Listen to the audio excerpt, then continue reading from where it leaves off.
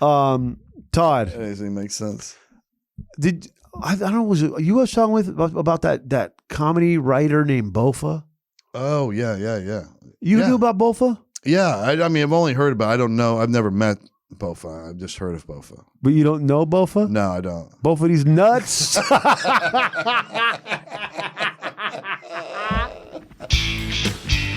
Subscribe to our YouTube if you're not. Please. It's very good. It's the best kept secret on YouTube. Yeah, it is. It's definitely a secret right now. Yeah. Let's expose it. Let's go. Tell a friend.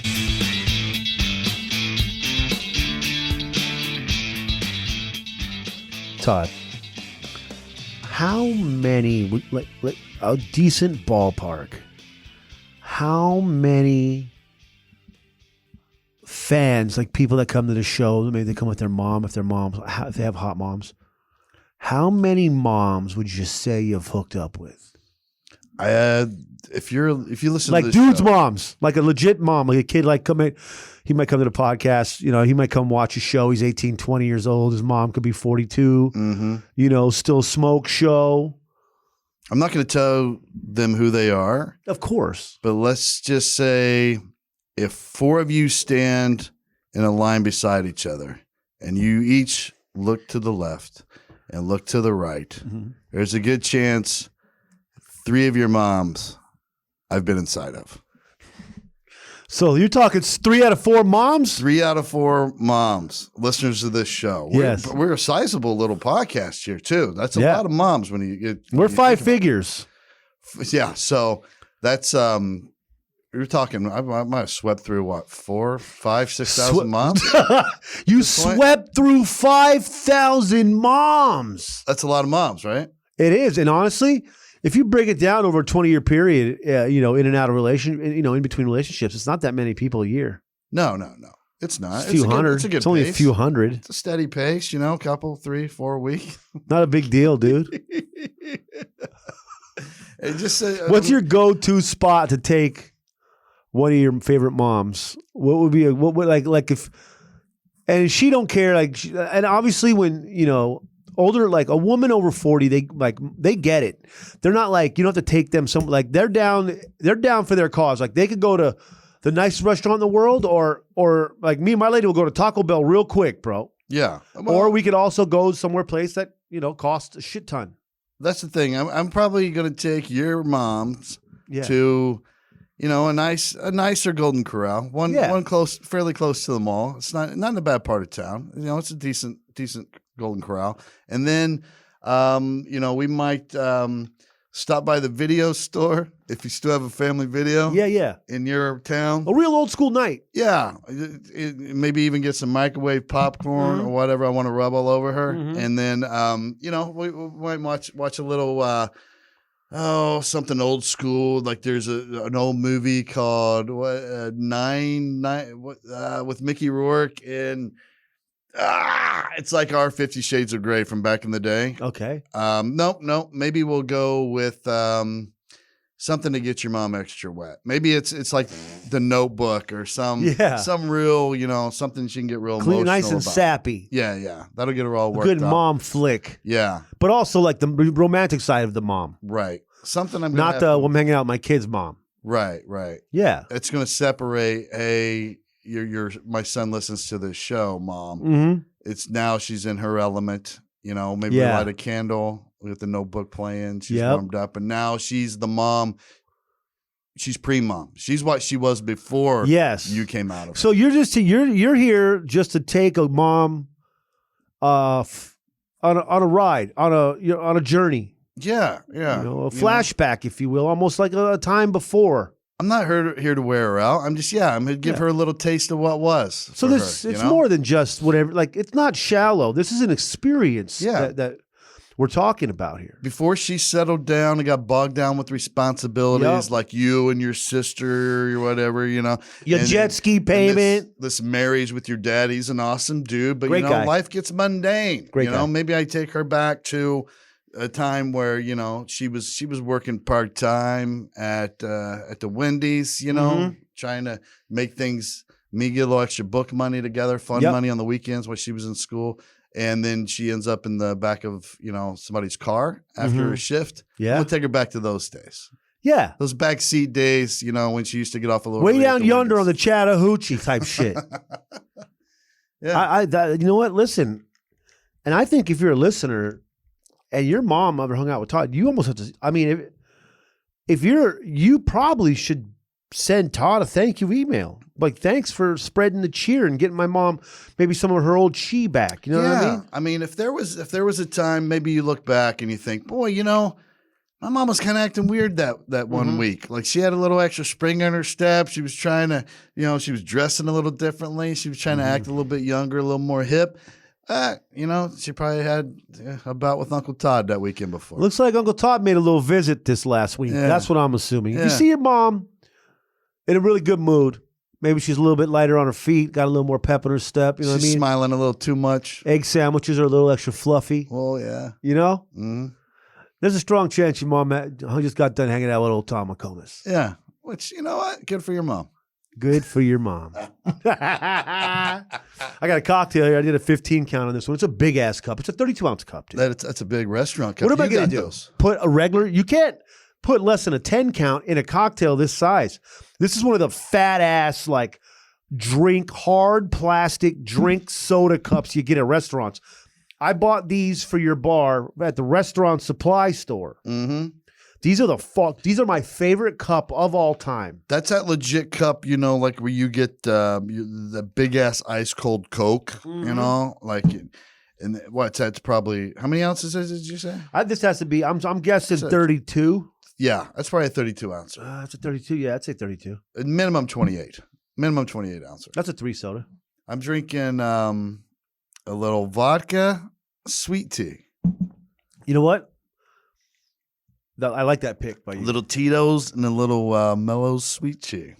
I like that pick by you. It's a clean pick. It's a good Wednesday night pick. Like a lot of people, when they say how often do you drink, if you say 3 or 4 days, but you're like, listen, some of the days it's just a little nightcap. You know what I mean? You might have a little bit of a vodka sweet tea on a Wednesday night just to relax, maybe watch one of my shows. I mean, it's late. Like, we're up here, we're enjoying our Wednesday together in Indianapolis. We're in bedroom number 4, and it's 12:13 in the morning. The episode releases here in just a few hours. Yep. We're here to chill, man. We're not here to get all amped up, bouncing off the walls like your mom was here. We're just taking it easy. Now, from what I understand, don't you also, when they start to get real buck wild, don't you give them helmets to wear? Oh, yeah. So they don't hurt themselves? Minimum of a bicycle. Are they still signing waivers when they come in? They sign a waiver. They have to wear a bicycle helmet, Yes. There was one mom, though, that insisted on a motorcycle helmet, which was weird. But she brought 3 of them. So, extra protection. Yeah. So I let her. But, yeah, I mean, there's a lot involved. I don't think you get sued. Yeah. You know what? Again, what's the forefront? Not you. It's you being selfless. It's you going the extra mile. It's you making sure safety is a priority. Yes. And it's about you experiencing something new and exciting if you're the mom. And, with that sometimes comes, but you might pull a hamstring. You might dislocate a hip. I don't know what's going to happen. You know what? Hips. And guess what? When Todd has to do his little move to put it back in place, put in your headset because it's a loud pop. It is. And it's a little bit offsetting from what I understand. Yeah, it's a little alarming. It's like, did that come from my body? Right. That sound? It's one of those. That's why it's kind of like when you go to a dentist. When I get a good cleaning, you want to wear a headset. I don't want to hear the fucking that metal up against the grind of the grit of my teeth. Yeah, it's horrible. I mean, I haven't been to the dentist in probably 6 years. Really? Probably since I left the state police. So 4 years, maybe 3-4 years I haven't been. You know what? I've been, I got my Barcel insurance. It's about to run out. So I've been going ham at the dentist, bro. You got to. And it's really good dental insurance. Like it's the lady at the dentist place, the fucking The dentist office. She was like, wow, you have really good insurance. This should cost a lot. I was like, yeah, well, that's about to run out. And I won't be having all this shit. I won't be having such good insurance. I'm pretty certain after this. Can you clean it good enough to last me like 3-4 years? Yeah. Do they do that now? Scrape the fuck out of them. Like where you can get the synthetic oil in your car. You don't have to come back, for like 15,000 miles now or something. Do you got something like that you can put on my teeth? It gets me through a longer period of time. And that's the kind of pain. It's not like regular pain. It's when they numb your shit, but then you could still feel that sensitivity of like there's some shit going on in your gums. Yeah. You're like, there's some sort of metal, sharp object into my gum. Mm-hmm. And it's a weird pressure, and it's how about the smell awkward. when you get a feeling or something and they're drilling into your teeth? That burning smell. That's a bad smell. Bro. You're like, literally, my mouth is parked in a body shop. Yes. And there's getting at the body shop, the fucking loud noises is always like that. Hang out at the fucking outside of a body shop. Yeah. That's the noise. And it changes the fucking tires. Oh, those guys are fucking man, bro. I mean, they're real dudes, When you walk in a place like that and you get your appointment or whatever, and you're talking, and you see the dudes in there and they're under the hood. Yep. They got fucking grease under their fingernails. You know what I mean? Yep. Those guys, they got a rag hanging from their back pocket at all times. Yeah. Which is pro move. This is fucking key, bro. It's got to be like one of those the red garage towel is probably the most key because my grandpa used to have them, and they really just sat like they really like hit home with me. I got a box of them in my garage. I'll give you some. Yeah, that's what they remind me of. My grandpa's garage. Yep. And then I see dudes like that in McComas. I'm like, those are real dudes. Those are real men. They're fucking. You see them using the red towel to wipe the grease off because they're working hard, Todd. They got that grease remover, thick ass hand shit that they squirt out of the bottle. That's real gritty. Now, do you ever real men? From what I understand, you started to have a small little gift pack that you were giving everybody's mom when they left. Yeah. Now, from what I understand, you had in that pack Tylenol 4 usually. Yeah, you had a little Tylenol. You usually got to have a subscription for it, but I have a person, so I'll give you a Tylenol 4. Yeah, that's nice of you. Yeah, some analgesic rub. Yes, aloe scented.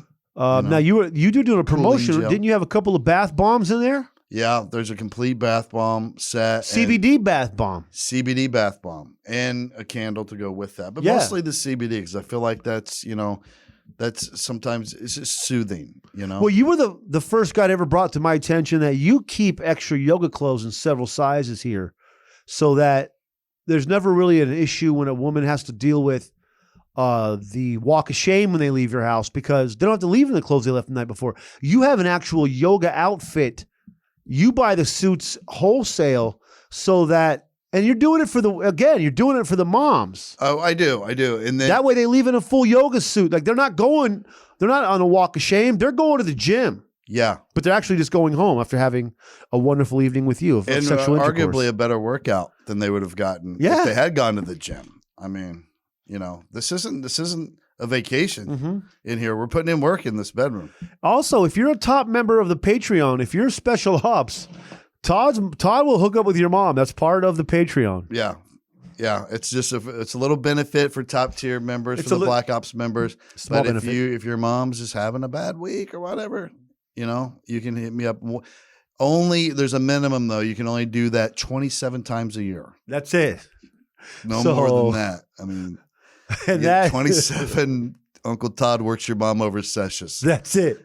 He can't be working your mom over more than 27 times a year. Yeah, I mean there's other mothers out there. Yeah, you don't have the only mom. Yeah. So you think it's your blue eyes? You think that's what that fucking draws that you just suck them in with your charm and your? I think so. Your wonderful blue eyes there, Todd. Yeah, this rugged red, gray, blonde beard, and then this voice that's taken years to destroy.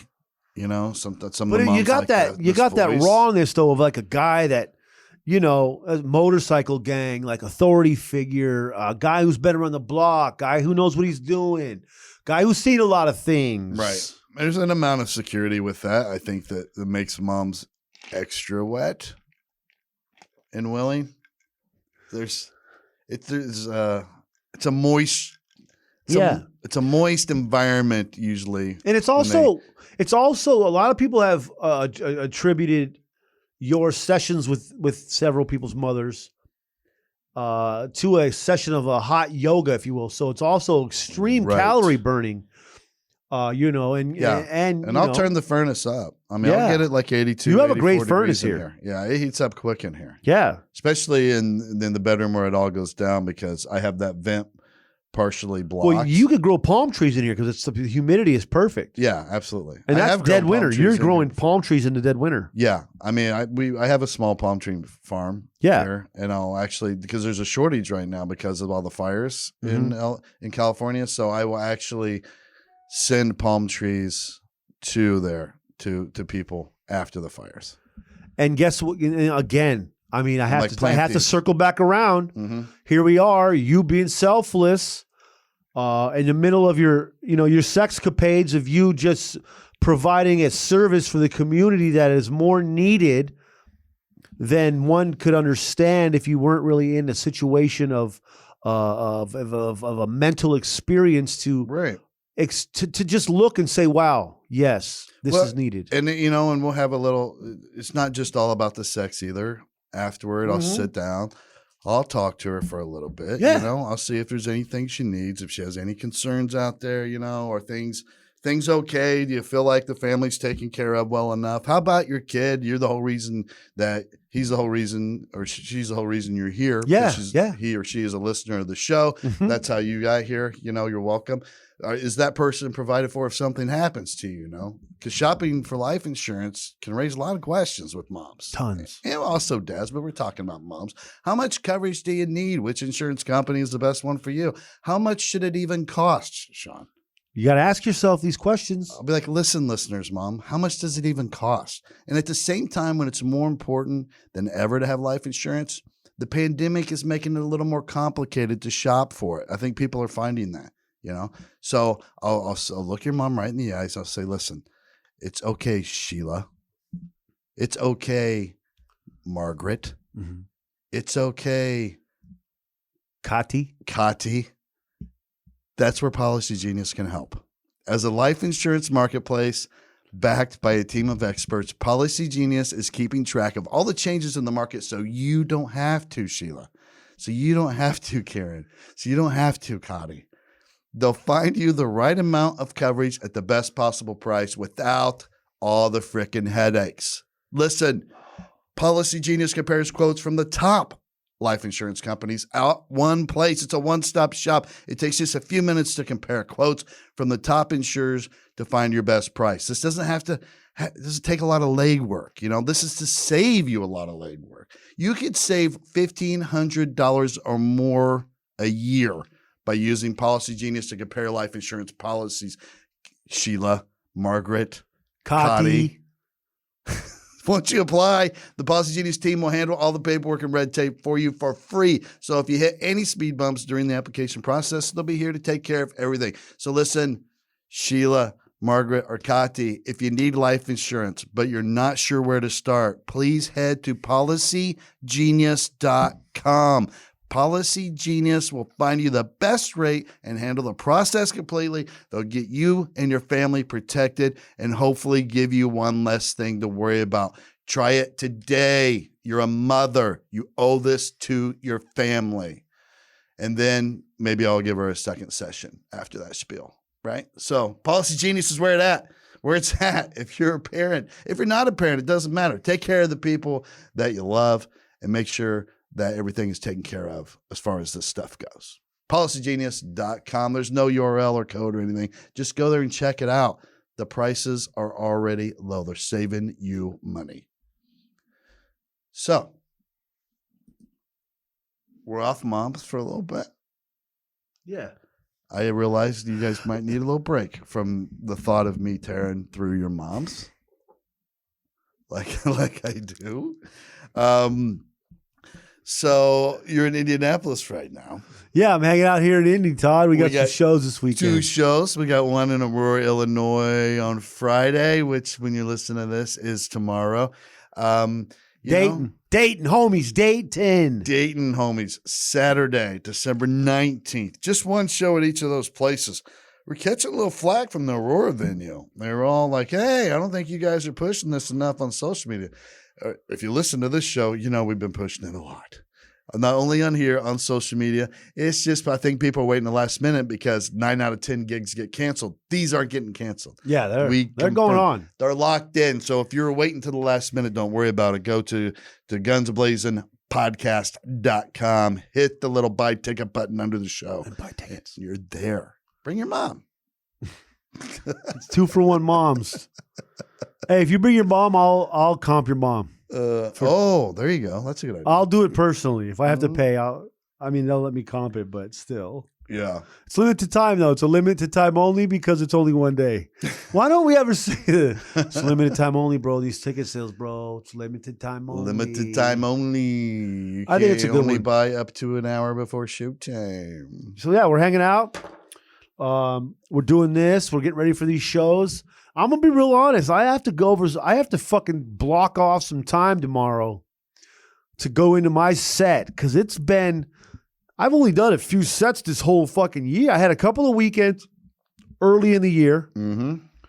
And then I was about to have some weekends start rattling off. I had a couple of good weekends and then flat. Yeah. And then I've done like 3 sets since like March, maybe. I've just done some random stuff, mostly some good shit with like Chris DiStefano, but I haven't done shit hardly either. Maybe 3 shows through all of COVID. So I'm not worried about Illinois so much because I haven't played Illinois up to this point. So it's going to be a lot of stuff those people haven't heard. But Dayton, Ohio, I play all the time, like every 7 or 8 months. It seems like maybe sometimes every 6 months. So they've heard it all. So I've got to come up with some new shit for them to work on, maybe, and just rap with the crowd. We should do a thing where we go up at the end together and fuck around with the crowd. Yeah, we should for sure. So. Dayton was the place. That room's always been comedically just great for me. It's the best room. My favorite room to play when you get a good little amount of people in there. It's just set up perfect, and it feels all old school. Mm-hmm. You know what I mean? It's got that cool exposed brick. I like how the tables are laid out and shit. The lighting's perfect. I mean, I don't think it gets any better in that room when you can fill it and people are on fire. Yeah, I think I've had one time I was on a roll guessing people's jobs where I was like, hey, look at this guy. What do you, man? You look. And I'm giving like the most educated guess I can give when I do it. Based on appearance and demeanor? Yeah. Everything I can do, everything I can calculate. And I was like, bro, you're like a manager at a used car lot, bro. And then the lady goes, he's a manager at a used car lot. And I was like, yeah, I'm a fucking psychic or whatever I was missing. I just made it. And then I guessed another dude was a group of people in the corner. They're all together, a table of 5. And they had their shit together. You know, they were very squared away, little squad. Young, good, for the most part, pretty good looking that I can remember, And I was talking to the dude, and I was like, man, you a manager at Lens Crafters. And he was a manager at Lens Crafters. Whole table exploded because they all worked at Lens Crafters because they all had nice-ass glasses on. See? That's why I pulled it out of my ass, and I happened to pick the guy that was the man. I mean, you should be working at, like, if this comedy hadn't worked out, you could be working at a carnival or some shit. Like, you would be those people that can read people that way. I mean, and let's not think about, you can't just take that lightly. Like, if you're the guy if I'm the guy, I could be in the carnival, first of all, and I can guess people's jobs. Right. Right. But you also get to ride the zipper as much as you want. Yes. Okay. Mm-hmm. All the corn dogs, I think, are at least half off. Oh yeah. I have a few carny homies for sure, and I think I haven't spoken to them for a while, but they were doing at least half off and $1 corn dogs for staff. Oh, so if you get the $1 corn dogs, you get to ride the zipper all you want. You get to get good at all the games. Yeah. Like, you're going to be, you wander around, you play the games. I mean, we were talking a lot about insurance and all these other things, but we're talking about real fringe benefits to working at a place now. You know what I mean? Discounted corn dogs, all these things. The good ones, too, with that real good batter. Oh, yeah. That light batter, that fresh batter. Mm-hmm. It's like real crispy. Sweet. It's almost buttermilky. Yeah. And you get those for $1? I mean, it's a hell of a deal. What other jobs should exist at the carnival that don't? Because we just added a new one where the guy's not only guessing your weight and age, he's guessing your vocation. Yes. So what are they missing at the carnival that we could add? Like, if we were to run our own carnival and we wanted to add more live entertainment to it, like that. More games that you can play, more whatever you call those. Yeah. I mean, I always feel like in the old days they had that. Well, I think maybe some still have it. Like they set up a trailer and you walk through it, and it's got like little models and stuff, a freak show. People like they don't have freak shows though anymore. I think we bring back the freak show. I think those people are all doing their own thing now, as far as like Patreon and Twitter, reality shows. Like the bearded lady, she's gonna get way more love online than the circus, man. I think the circus holds her back. Yeah, she doesn't have to travel either. I mean, she can just do it from home. You get to sow some roots up. You know what I mean? But I missed that part of it. I think what we need is, if not, I think it's what I would like to do. A show where people walk, like there'd be a nice area in a carnival, right? Like one of the aisles, that you run down. But there's a squared off area and it says it up front. The cameras are rolling. People will make fun of you. Yeah. So that the lights are lower in that area, but there's a spotlight that circles around the people as they walk back and forth. Oh. And then when you pick somebody, we start bagging on them. Oh, I like that. Okay. And then a group sits around on top on some high bleachers, and they get to watch and they get to be in on it, so that that they can see who we're bagging on while we bag on them live. And people walk through knowing there's a strong chance you're about to get bagged on in front of all these people. Love that. So when you walk through, it's like a little section, and then you get to buy your video of us working at the carnival bagging on you. I love it. Yeah. I love that. I had an idea for a game show too, where, because I have that one, I Can See Your Voice, where you're trying to guess which ones actually can sing. They're like lip syncing. It's a great show. I love it. But I was thinking about a show where you have to guess which one of these people murdered someone. So you take someone, maybe it's a fresh conviction murderer or whatever. Yeah. You get him out of prison. You give him a little sun so it doesn't give it away. But you haven't been outside. Slap a little nice shirt on him, maybe something nice, little button up. And you mix them up in this other group of people that are all kind of interesting in their own right. Like maybe one's a school teacher, one's a firefighter, whatever, kind of the nobler professions, but only one's a murderer. And you have to figure out and guess which one it is through each round of elimination. You bring them out. Is it this one or this one? And by the time you get it down, you have to hope that you're down to the last two people. You have to hope that at least one of them, you got to eliminate one of the last two, and you got to hope the one that's left is the actual murderer, and you didn't already vote them out. And you win $1 million. Is there any chance of anybody dying? No. I mean, unless he breaks loose or something. That is a nice little send-off. Yeah, we'll keep some U.S. Marshals there with rifles and shit. Yeah. That is a nice little send-off, though. A nice little murderer game show. It's one last little hoorah before he gets sent to the electric chair or whatever. Because there's always a chance that they didn't do it, too. And then that system set them up, or they were at the wrong place at the wrong time, or the old slipperoo. Plenty of people are getting out of jail. I see it all the time. Man does 20 years after being, exonerated. We don't let our murderers on the show unless they sign a thing saying they actually murdered it. Like, listen, I know a lot of you might be innocent. Or at least believe that you're innocent or whatever. We're only looking for people who are actually guilty that are in here. So so we have, what? This might only be a thing that we extend to people who actually plead guilty. Yeah, if you confess and you tell the cops about every way that you killed each one of your victims and stuff like that, then you're a candidate for this show. Yeah, this is your time to shine. Yeah, we're not going to take any innocence projects. I'll tell you what, though, as a person in the entertainment business, I've been fighting to be on TV and do things and get a crowd and like try to be somebody, be in the funny world. Mm-hmm.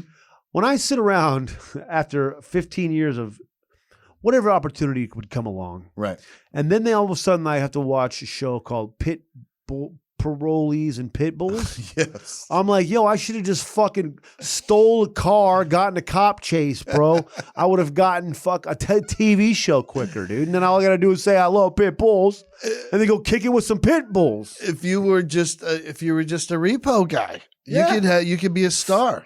Dude, I mean, more plumbers got airtime than me. Oh, yeah. The 2018 reality shows. Mm-hmm. Just saying, there's a reality like the Ice Road Trucker guys. Now listen, that's a dangerous ass job, and I would never in a million years do it. And they have much larger balls than I do. Sure. But Jesus Christ. All these people getting famous for just, just working their job. You're a good tattoo artist. Oh, now you're famous. You have your own reality. And you show. know what it is? It's the arguing, dude. It's the arguing. That's all I give a fuck about. Whatever. It's all a facade. I mean, you're driving a truck, or you're tattooing somebody, or you're bartending, or you're a real housewife, or you're an NBA player, or you're whatever the fuck the reality show is, or you're just a group of fuckos that try it out for the last one standing. It's a millie. That's it. It's all about you getting to be a fly on the wall in this weird ass fucking environment. So I get it, but they do produce the fuck out of those. They set a lot of scenarios up. And they do. And, no matter what it is, it's all just to argue with each other. It is. People, they love to watch. I was drama encouraged unfold. to argue at Barstool. Oh, sure. Like I was encouraged because drama to sells. do it more. Like when I had some shit happen and I was like, this ain't me. Right. Like I don't want to be a people. public arguer. Like it's just weird to me. Mm-hmm. But it sells. I get it. Listen, I get it. Okay. There's a lot of people in that building with thousands, hundred thousands of followers. Mm-hmm. And they're just really good at arguing people. Yeah. There's so many levels of talent in that building. And just some of the talent is arguing. You're right. And you nailed it. That's what makes reality shows work. Because even when you watch the Kardashians, there's some flash, of, they're in a private jet and all that. People like that too. But it was all about them fucking going at each other or one fucking over the other one. That's what fucking sold. But what about a reality show where we create one, the murder one, I think we leave all that drama out. Mm-hmm. But what about one also where it's just, the listeners' moms trying to compete for a sesh with me. Yeah. And it's a little bit. So we get a panel of mothers. Like Fear Factor mixed with, The Bachelor? The Bachelor and Amazing Race. Like okay, if you wrap those all together. Because you want to do stuff, obstacles. Yeah. And you might have to get around a part of the world faster than everybody else. Yeah. You're going to have to eat some really weird gross shit. Yeah. All that, but it'll be worth it. But I think that would be good. But then again, how good are the moms going to feel that they worked so hard to get you, and then they finally get you? Like they're going to appreciate it so much more. They'll feel like they've accomplished something. Yeah, and there's a and again, there you are helping somebody else. You're snatching them out of their routine, and you're giving them life. Yeah, and they've got now they have some bragging rights. I did this and this and this, and guess what? I got to have a sexual relationship with Todd McComas. Yeah. And maybe it's like alone. Maybe we can change it up every season. That's what we do. So one particular season, they have to go to the Pacific Northwest and survive in those forests up there. Yes. During rainy season for, and whoever can last stay out there the longest, standing. living off the land. Last mom standing. Last one left living off the land. It doesn't have to call in for the boat to come rescue them. You fly in with a chopper. Yeah, at the end. And right there on the beach. Yeah, scoop her up. Right next to and the then little right river. off to a fuck festival of just Todd doing work. I'll just go right into her tent. I'll be like, you won, you made it, get in your tent. Get in there. And then I just jump in there and we're out. And let the games begin. Yeah.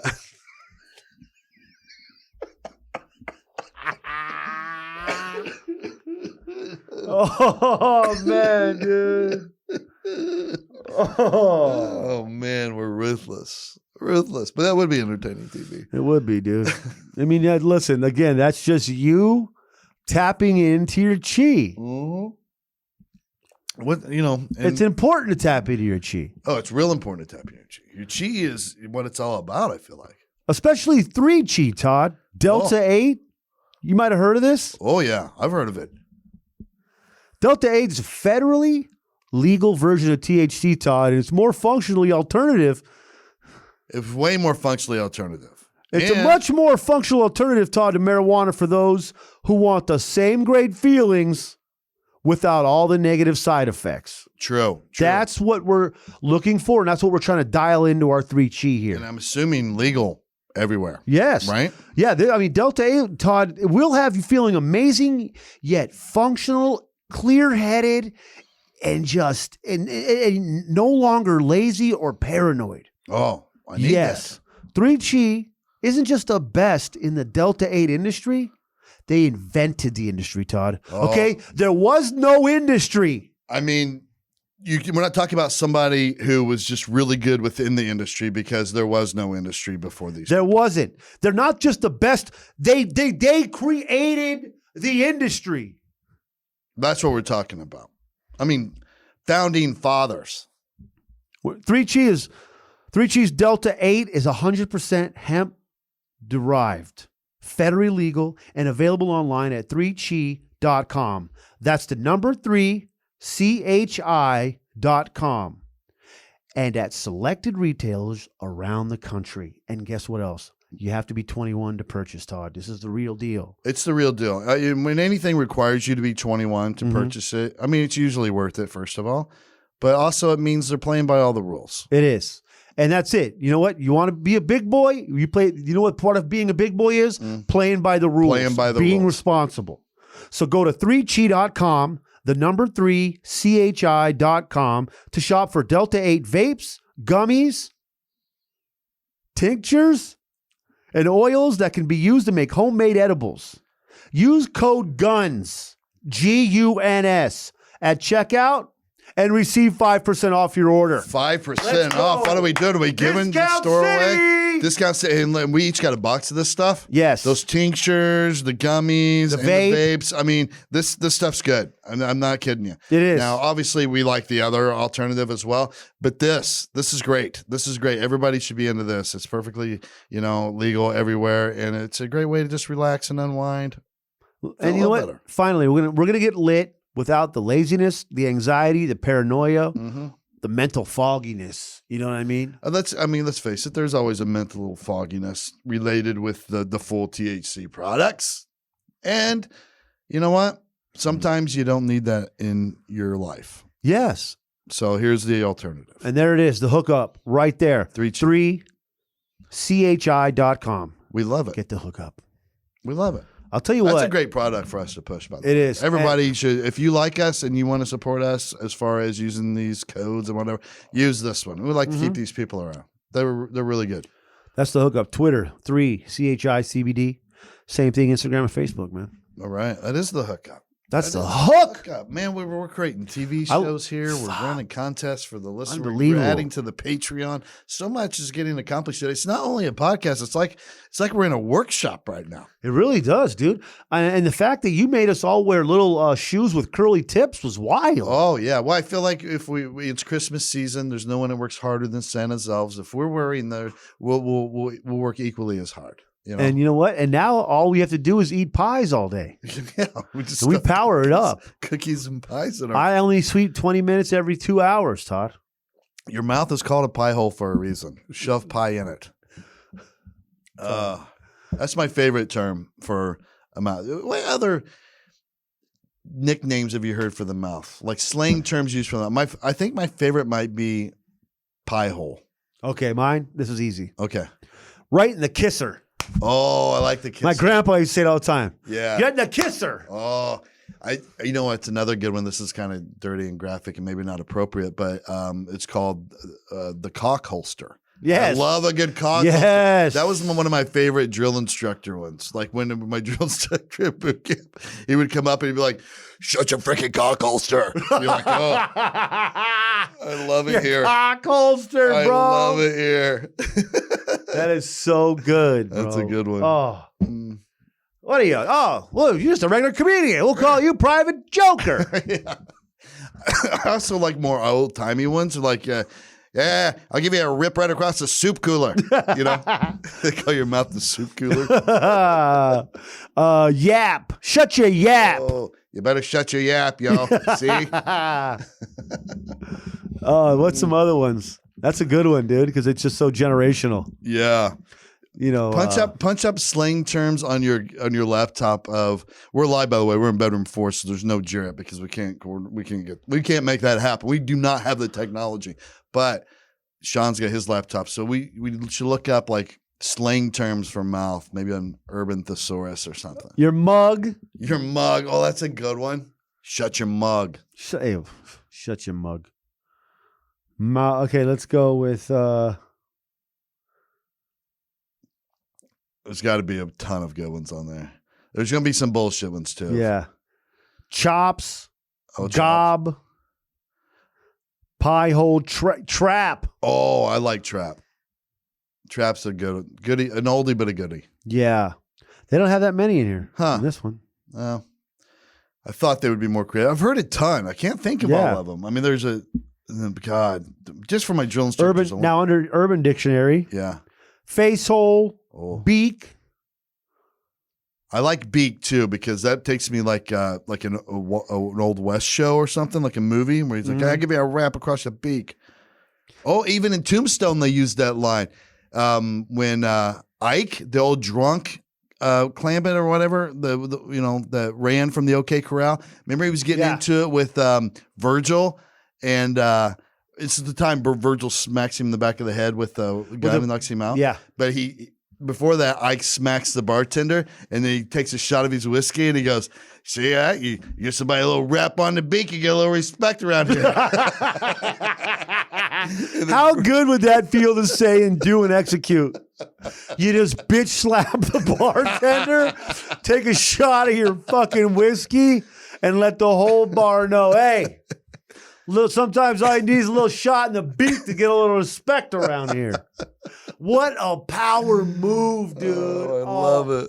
That's right up there with like having, finishing off, having sex with somebody and then saying, all right, I'll see you later. And then picking up your gun and putting it in your, like that, like putting it in your back waist and then walking off. Like we talked about that before. Like that's where I see that. Oh, like that level. And then you announce to the whole bar.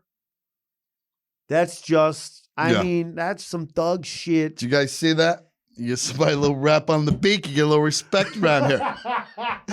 Oh, man. What a G. Wow. Can we put that clip of him hitting him in the fucking mouth? Yes. Yeah, we should do that for sure. Because that's just too good, dude. Oh, Jeff, that is too put that in here right here. Clip that fucking scene from 4115 there, Jeff. Yeah, I got to get a pair of clippers, dude. My shit's getting, I was going to trim mine tomorrow. I'm going to leave it longer around the goatee part. Your shit's all black and shit right now? And I'm going to kind of shave it down into like, I'm trying to get that biker beard. Okay. Where it's the longer goatee incorporated to the shorter beard up here. Has anybody ever decorated their riding lawnmower like a Harley Davidson? I'm sure they have. I feel like that's what you could do. Yeah. Chrome and black type shit with like a better seat on it, like a Harley, like really put a Harley seat on it. Yeah. Put some glass packs in the exhaust or whatever. Yeah. Dude, that's how we cut grass, kid. Yeah, I get some colors. Like, what's some outlaw motorcycle groups? The Outlaws, the Mayans. Maybe obviously the Hells Angels. Yeah. There's a Mexican gang on LA. And the Vatos I forgot it, dude. Yeah. The Mongols? The Mongols. Yes. Yeah. Yep. So mine's gonna. I was at a bar in Hermosa Beach, and a couple of them would come in with their patches on. Yeah. They'd park out front and they'd roll in. I worked at a bar called the Pitcher House in Hermosa Beach, California in 2005 and 6 or so. The Mongols are nasty. That's what the Mayans are based off. Yeah, well, there's some great episodes of stuff with, Hells Angels, the Mongols, and all that. Yeah, I love that. There's a lot of good wars. I would have to. What a life! Just rolling around your bike, just doing your crimes, getting lit, just like living it up, being an outlaw, bro. You know what? The 1%er. Why I think I like them so much? It's almost that lifestyle. It's like the same reason I love like the cowboy life of the old West. I feel like they're a throwback to the old cowboys. Yeah, you know what I mean? Mm-hmm. Just running around their little pack of regulators and just fucking. I get they're doing crimes too, but I can't help but admire them. I think they're cool as fuck. You know why? And I know there's some evil sons of bitches. Yeah. They're not doing shit we want people to do, but the commitment.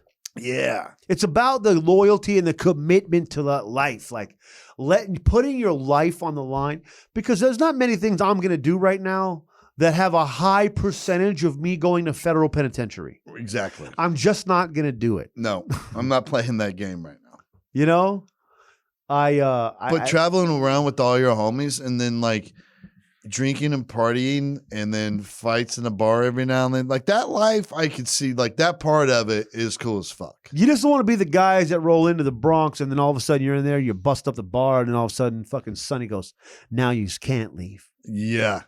Then you're fucked. Yeah, then they fuck your bikes up and shit. But also know your limits. You know what I mean? As a biker. And I think the real outlaws, they do know their limits. Mm-hmm. They do. What would we name my biker group if it were only like lawnmower motorcycle group? The grass cutters, the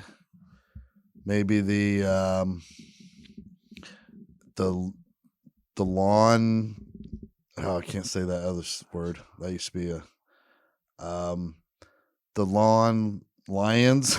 Well, we can go lawn Don DeMarco because you're also a lot of moms come out and be right in the back of the mower with you. You guys have a cocktail. Yeah. Now that would be hilarious, and I'm not sure I've ever seen that. But if when I marry my lady, and when we do get a house, and I'm gonna have a lawnmower, I could ride on it. Mm-hmm. I'm gonna get a double seater so we can go out together and have a cocktail and just ride around and talk shit while we mow. Oh, really? Why wouldn't people want to do that? You mow together as a couple? Yeah, as a couple, mow a couple. Yeah, I don't mind that at all. I mean, spend a little quality Lawn Don DeMarco, that's you, dude. Yeah. Because you're cutting grass, but you're also slinging, you're slinging that action. Wait, and what if, like, in a helicopter, like, you had the headset so the noise wouldn't bother you? Like, you could communicate that way, back and forth? Go full hell. You know what? That's the kind of investment that to really make this operation legit is you with only the highest level of headset that they wear in choppers. Right. We're talking about $500-$600 a pop headsets. I mean, I'm not against it. I think a 2-person riding lawnmower is something that the market's missing right now. You know what? It reminds me of a time when I worked at this bar in Arizona, the Dos Gringos. And we're going to talk about this bar regularly on this podcast. And I'm going to get some of the staff on this podcast to talk about it. All right. I speak to several of the staff members still. Okay. Dos Gringos. Yeah, this is where we did body shots. The girls would lean, they'd be on their topless on the bar. Their friends would be licking the salt off their nipples, drinking the tequila out of their belly buttons, getting the lime in between their boobies. You know what I mean? Do. A lot of wild shit popping off at this club, dude. This is before cell phones. Okay. Yeah. But we used to have a microphone. So this place, the customer's always wrong. But nobody was an asshole. Like we strive to give great customer service. Right. But if someone tried to cross the line and act like everybody worked there for so long, like the same 20 people never moved for years. Yeah. So we knew what everybody did. So if someone tried to be an asshole, be like, yo, eat a bowl of shit. How about that? Get the fuck out. Pay your bill and get the fuck out of here. Yeah. And then if they would leave zero, the manager, they leave zero on the tip when they were walking out on a packed Friday. The manager, who was from Portland, Maine, 2 coolest motherfuckers, him and his buddy, brother, Eddie and Johnny Buck. Okay. These motherfuckers would be on the mic, and Johnny was a manager, and he was lit. Yeah. And he'd be like, hey, everybody. He turned the music off when the guy walked out of the bar. Oh. And he'd be like, hey, everybody, see that guy walking out the front door right now? And everybody stops and looks at him. 250 people. That piece of shit just left us zero on a $100 tab. Fuck that guy. And then the whole bar would be like, boo, fuck you, bro. Like the whole bar, bro. That's a savage move. I love it. People shouldn't get away with it. You should be publicly humiliated when you pull shit like that. I fucking love it. Oh man, bro, we used to. And I almost wish though you could had video surveillance. You could just snap a big fucking shot of the dude and then just put that out all over social media. Now, this dude drank $213 worth of alcohol on his tab, tipped zero.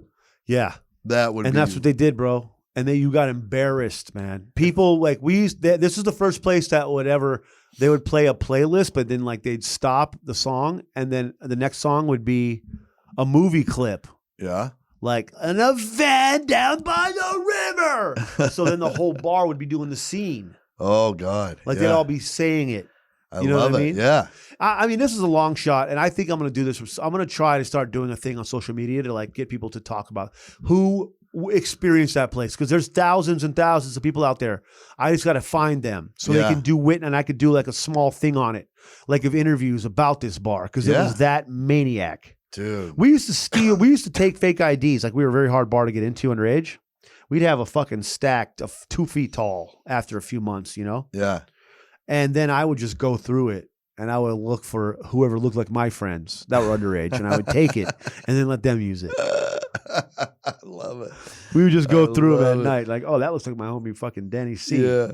I don't know why more bars don't use their surveillance system to embarrass assholes that were customers. I think that, well, now it's different with Yelp and all that, and ratings and reviews and blah, blah, blah, and social media. Like, they could get lost, I think, in the context. Like, what we did to that at that place, all the shit we did there, that place wouldn't have lasted nearly as long as it lasted. Yeah? It would have been fucking. You don't think people would have rallied down behind the rawness? I mean, yeah, some of that other stuff, but I just mean like not letting people get by with shit. I think that's the cool aspect for bars to have. That bar was so out of control. It was supposed to be like a 80-20 food, beer, liquor license. And it was like a 90-10 beer, food. Yeah. And the owner, one of the owners, would end up going to jail for years. Really? Over that place, from what I understand. I don't know the full scope, because he's a great guy. He was a great dude, bro. Right. He's a great owner. You know, it was a tax thing. Yeah. And he's still awesome. I mean, he's still in Arizona running shit. That guy he'd have this dude had he opened up the dopest spots. He'd have like 3 or 4 cars at the Barrett Jackson Auto Show. Right. Yeah. Like one of the barbacks one time was out there helping him, and he tried to be cool and show a chick the Lamborghini, try to turn the guy's Lamborghini on. And he didn't do the gear right, and it popped because I guess it's so powerful, and crashed into another car at the Barrett Jackson Auto Show. What a fucking mobo, dude. Trying to be cool, showing off a Lambo that's not even yours. Yeah. And you crash it at you the want to see me start this auction. Lambo? I fucking love it. I love it. I think they should use us for a car auction once. I don't know shit about cars. That would hurt, but we would be funny and entertaining, I think. Yeah. Yeah. I was thinking about that today. Like how much I think you're not, such a baller ass move to just roll into a exotic car auction with your little thing in your hand, you know? You got your little buddy in your hand or whatever it is, your little flaggy. Yeah. And they're like, all right, we got a 1962 Scout Bronco, only 9 of them made.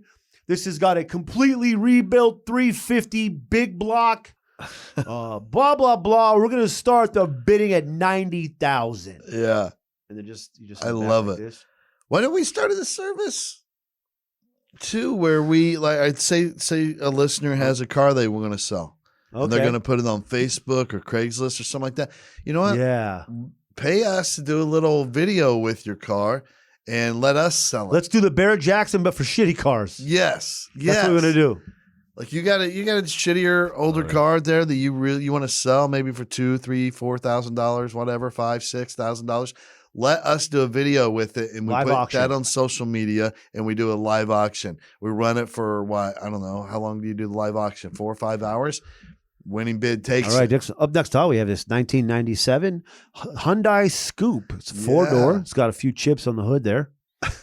Sitting on stock rims, still only 912,000 miles on her, Todd. Oh, we would have so much. Let's start the bidding at $900. $900. And then you could be like a real baller in the back. $1,200. Yeah. $1,200. That's how you start that's how you become good at the Barrett auction. You got to come to our auction first of regular shitty small cars before you go and get big and start, cut nonchalantly and casually raising up to get the bid at $120. You can't leave it at $1,200. The back seat still smell. You can smell where this person lost their virginity. I mean, let's go. We got to get $1,600 minimum for this car. There's so many memories here. So much craziness has happened inside this car. It's a talking point. Now, Todd, this car has a clean title. This car was used in several B-movie stunts. It was a show business car. Did you know that? Have you seen the movie, the Herbie movies? This car was an extra. Not only in that, in Honey, I Shrunk the Kids. This was parked in the driveway next door to the Rick Moranis house when he pulled his station wagon in. This car was in the background of 36 B movies. The movie Heat. It was parked on the corner of Figueroa and 11th Street. In 11th Street when that big chase was happening at the beginning. So that right there, you're just buying yourself a little piece of history. Mm-hmm. You know, this is going to be if I'm you, this is the easiest $1,600 I spend all day. Mm-hmm. And it's guaranteed not to be haunted. There was an exorcism performed on this car 2 years after it was purchased.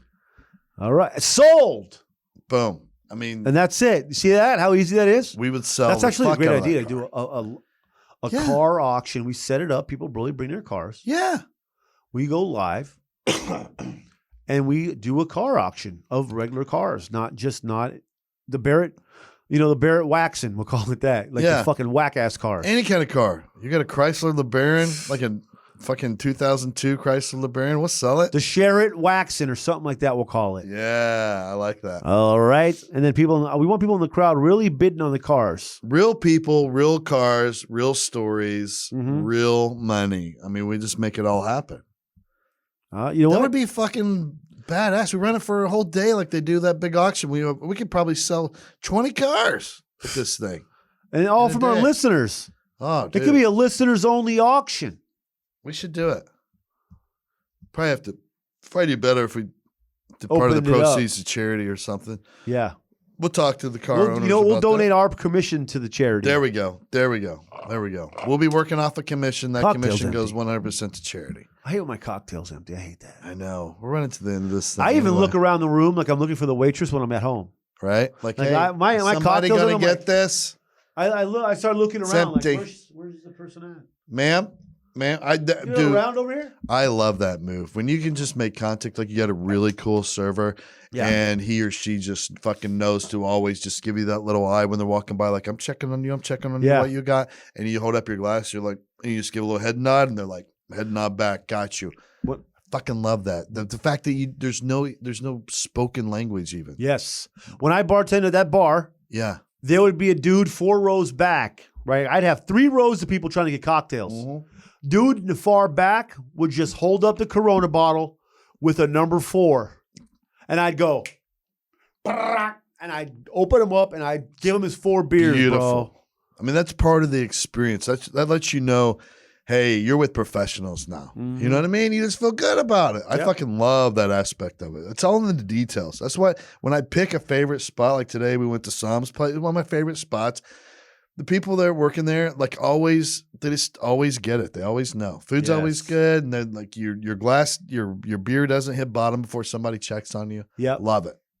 That's all that shit's important, right?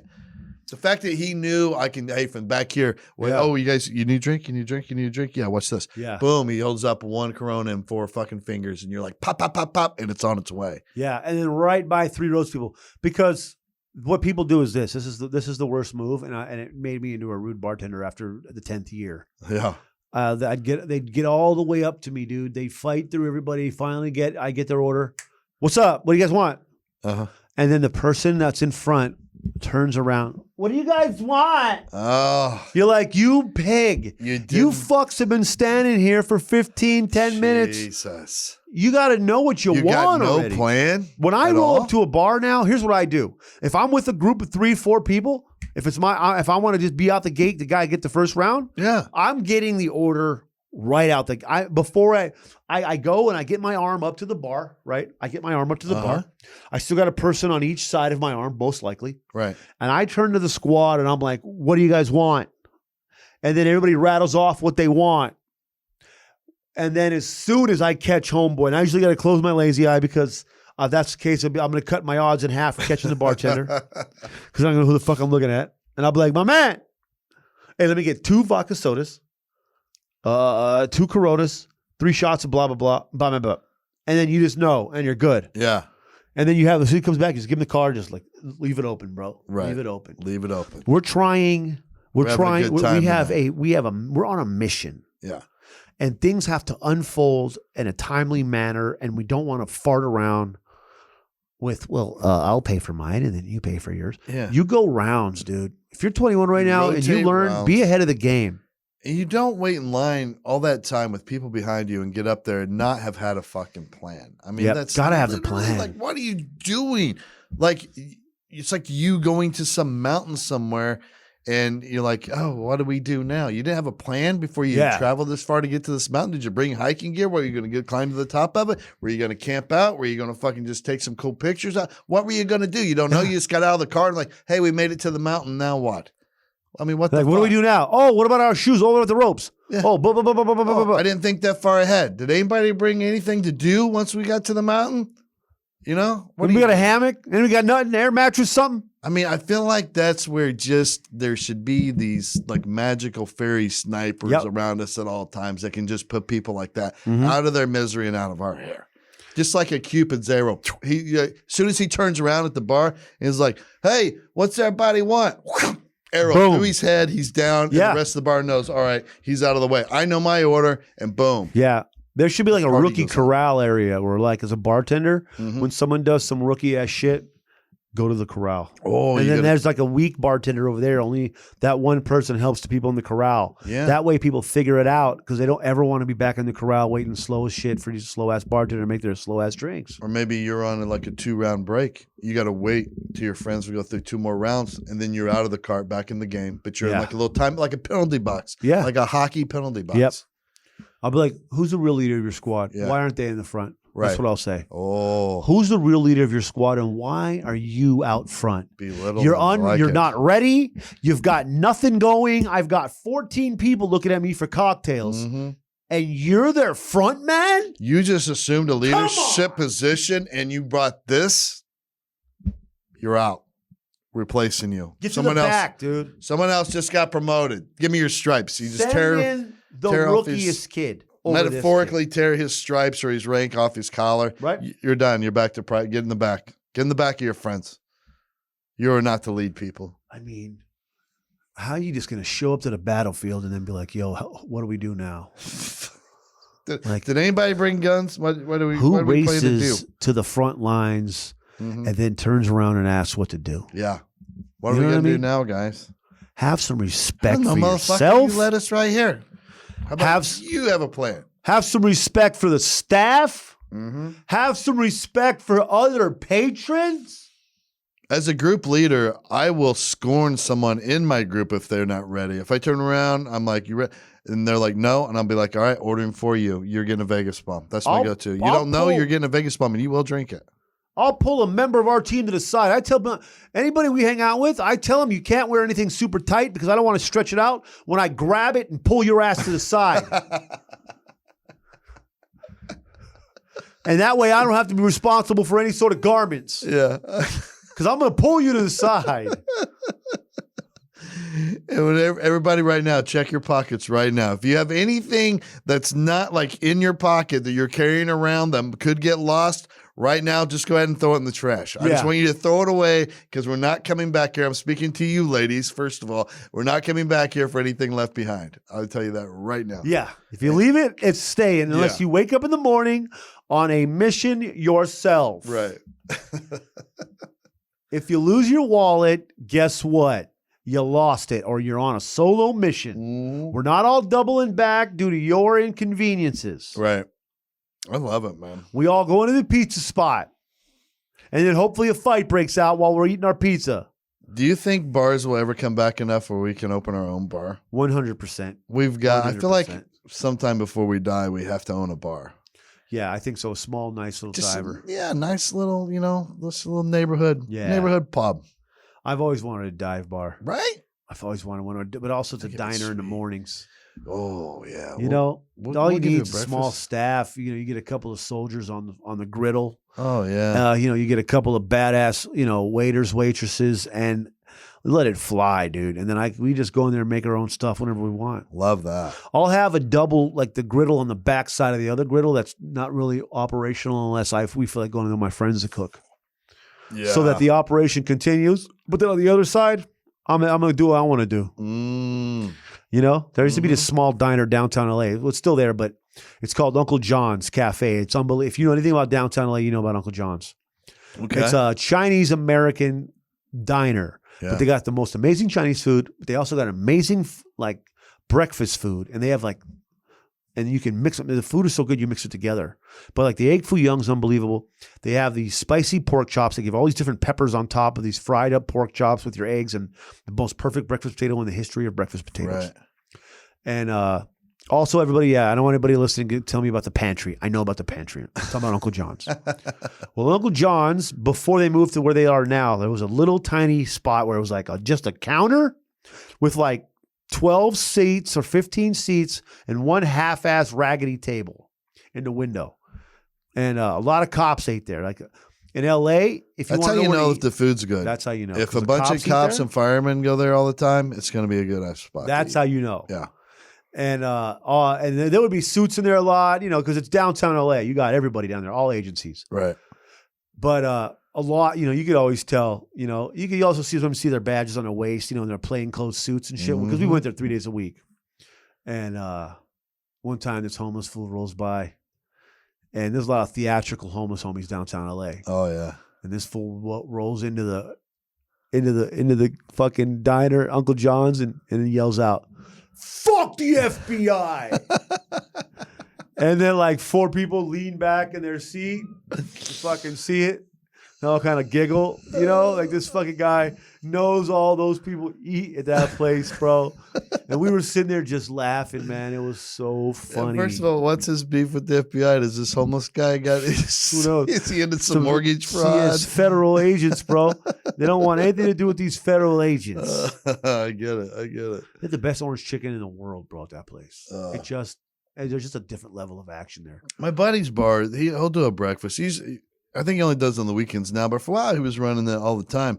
And it's just, it's a pretty basic breakfast option, but something about having breakfast at a bar makes it better. It is. Eggs, some sausage, a little toast on the side, fucking give me a little coffee, a little warm up. And I know, hey, in an hour or so, I'll get fucked up in here, but I'm going to get this breakfast out of the way first. Me and my lady, when we were in Phoenix, this is the best breakfast bar I've ever been to. Breakfast in Phoenix, Arizona. Bar. Yes. It was unbelievable. The food is unbelievable. I mean, I love the fact that a bar can mix in also a quality breakfast. It's a game changer for me.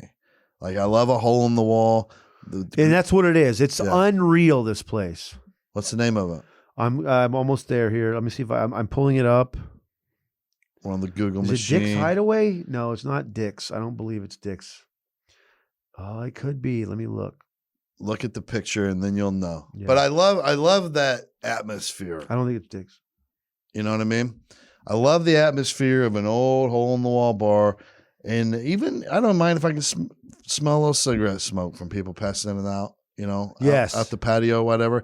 Just give me, I just want it. I want my bartender to be comfortable in a t-shirt. I don't want them. This is it. Any kind of uniform stuff. Which one is it? The Dick's? It's Dick's Hideaway. There we go. In Phoenix, Arizona. It's unreal, bro.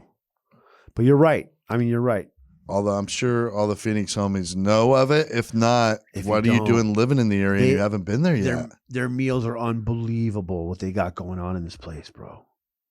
Nice. I mean, it's so good. I can't wait until, this is something we have to do when the world gets back to normal. We'll just fucking go. We just need to go check out cool spots that like listeners recommend, like strongly. Like, this is a cool spot in this part of the country where I live. Yeah. And we just go fucking check it out. Film a thing there with the staff and the owners. Why not? It'll be awesome. And I'm going to do all that. Yeah, that would be awesome. Let's just fucking show off your bar. Just show off your spot. Your favorite fucking hangout. Mm-hmm. And I want to do it all over the world, bro. That's what I want to do so bad. I want to do Anthony Bourdain type shit, bro. Yeah, that would be. That's what I want to do. This be Anthony Bourdain. With me, my lady, you, and one of your somebody's mom. Yeah, maybe it's a rotating spot with the listeners' mothers. Yes. And we can just roll around. We can hit. Your mom gets to go to Ireland this week. Guess whose mom's going to Ireland? Your mom. That's pretty funny stuff, bro. What's the name of this episode? I hope you like Guinness. Because I'm about to get in it. Hey, guys. I'm about to get in that ass. Todd. Anything makes sense. I don't know, was it you was talking about that comedy writer named Bofa? Oh, yeah. You knew about Bofa? Yeah, I mean, I've only heard about it. I don't know. I've never met Bofa. I've just heard of Bofa. But you don't know Bofa? No, I don't. Both of these nuts?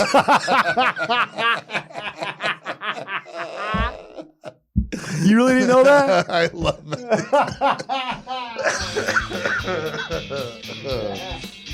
Oh, we got to get out on of our here. Patreon, guys. Get on our Patreon, man. Yeah, get on the Patreon. We have a lot of fun.